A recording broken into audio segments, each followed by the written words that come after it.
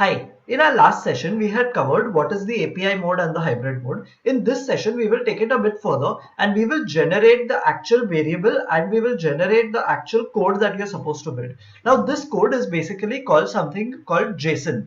Alright. Those who are not familiar with programming, we will break it up into how you're supposed to build a JSON code. So when you connect your strategy on API mode, whether it's hybrid or normal, you will see that you will now get a link like this. All right. So now what are you supposed to do? All right.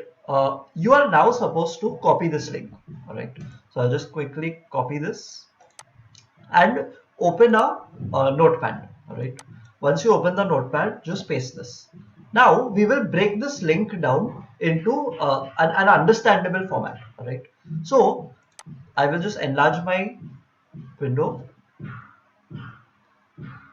And you can see that I have one first part which is up till here, up till the question mark. All right, pay attention. This question mark is your first breakout point. So you are supposed to break this part. All right. Now you see you have something called auth token is equal to something like this. What is this is something I will get to in a minute. So I will break it after the auth token, and you will see there is a and out here. So I'll just break this before the and.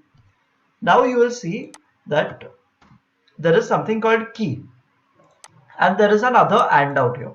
So again I'll break this and, I'll remove this, and I'll put a value. I'll put this down below here. Okay. Now you can see that this has broken down into something that is a little more understandable from a random link. You can see the address of Tradtron, right? That this is the domain name where your signal is supposed to go. All right, the signal from the external source is supposed to reach here. So this is something that we will not touch. Now you will see something called auth token, and you will see key, and you will see value. All right. Now key is something that is your variable name. So in our last sessions we had discussed that your variable name is basically what is coming in from outside. The name, the X, the apple, the Nifty. All right. The variable name is what you will put in your key out here. All right. So I know that my name of the variable was Nifty. All right. So again, this is case and space sensitive, very important. And value is equal to number 1. Again, your value could be anything, 1, 2, 50, 100, anything. So I'll set my value as number 1. After doing this, I will now change this format a little bit. All right. From what you are seeing as, a text based format to something that is more acceptable in a programming language. So now I will add a curly bracket out here. All right. I'll add a curly bracket out here at the start of my of my sequence, and I will add a curly bracket at the end of my sequence. Okay.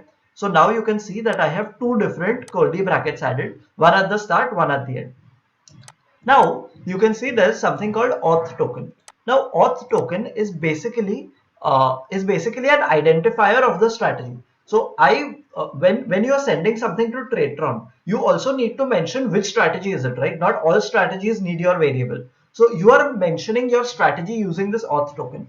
So in this auth token, you are supposed to add this this double comma, double inverted commas out here.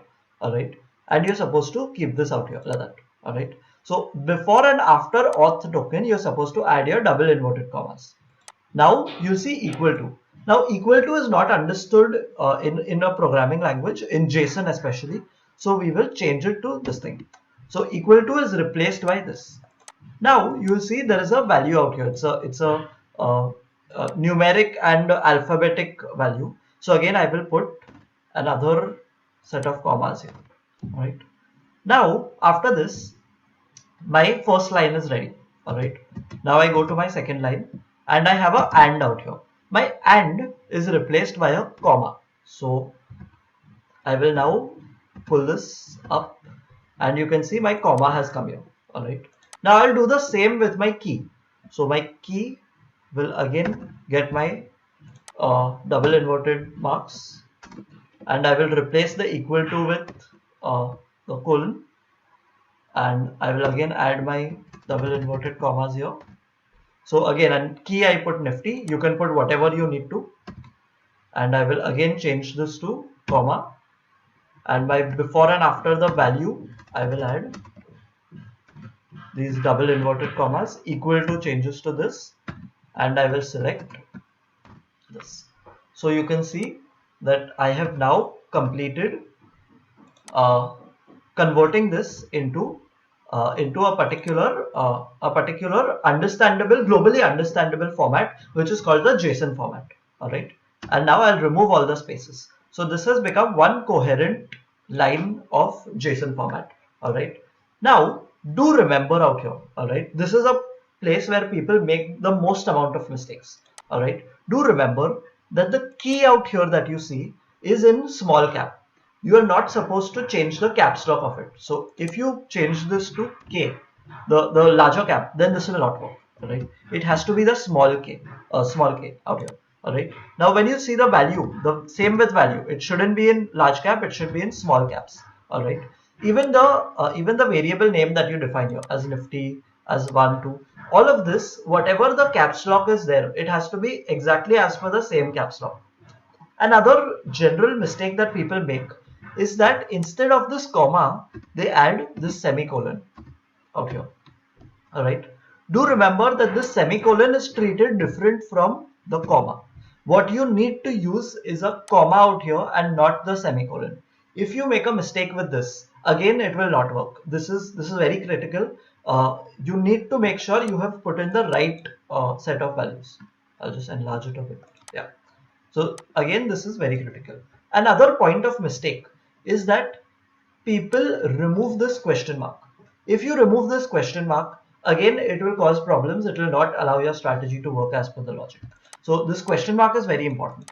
So this is basically, it needs to be kept separately, and this part needs to be kept separately. All right. So I would suggest, okay, another regular mistake that people make is that people who are not using a Windows system would generally make this on their Mac notepad that they have. Right now, this is on Mac. The format, the font that they use for this double inverted commas is different from the Windows format. So the Windows format is the standard applicable format, but the one that is used by Mac is different. So if you use the Mac commas, then it will not work. So always remember that if you have to use the commas, try doing this entire thing on a Windows system. If you cannot, then try to open a Google Sheets and do it on the Google Sheets. Now that you have generated your JSON format code, this entire code